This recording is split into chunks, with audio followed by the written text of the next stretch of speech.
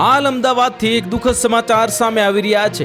અમદાવાદના ઘોડાસર બ્રિજ પર એક અત્યંત દુઃખદ ઘટના બની છે અને બંધ પડેલી એએમટીએસ બસનું સમારકામ કરી રહેલા બે ફોરમેન આઈસર ટ્રકની ટક્કરથી કચડા જતા બંનેનું ઘટના સ્થળે જ મોત થયું છે।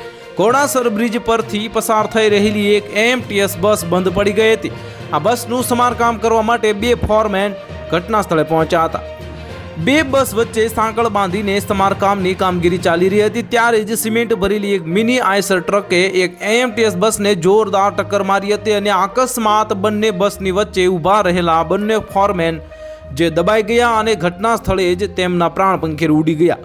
અકસ્માતમાં મૃત્યુ પામેલા ફોરમેનના નામ હૃદય આનંદ, રામ લક્ષ્મણ યાદવ અને રોનક દિનેશભાઈ શ્રીમાળી હોવાનું જાણવા મળ્યું છે।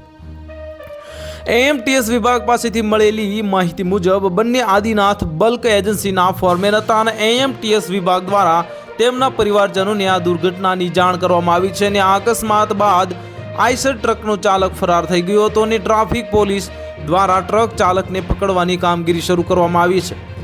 ટ્રાફિક ડીસીપી સહિતના ઉચ્ચ અધિકારીઓ ઘટના સ્થળે પહોંચી ગયા હતા અને તપાસ હાથ ધરી હતી અને અકસ્માતને કારણે જે ઓવરબ્રિજને એક તરફથી બંધ કરી દેવાયો હતો અને પ્રાથમિક તપાસમાં જે જાણવા એવું મળ્યું છે કે બ્રિજ પર ટોઈંગ દરમિયાન સાંકળ છૂટી જવાથી ફરીથી જોડાણ કરવાની કામગીરી ચાલી રહી હતી ત્યારે જ પાછળથી આવી રહેલી આઈસર ટ્રકે જે ટ્રકમાં ટક્કર મારી હતી। તો હાલ માટે આટલું જ, મળીશું નવી અપડેટ સાથે। જો તમને અમારા વિડીયો પસંદ આવતા હોય તો વિડીયોને લાઇક કરી દેજો, ચેનલને સબસ્ક્રાઇબ કરી બાજુમાં આવેલા બેલ આઇકનને દબાવી દો જેથી તમને આવા સમાચારની અપડેટ મળતી રહે।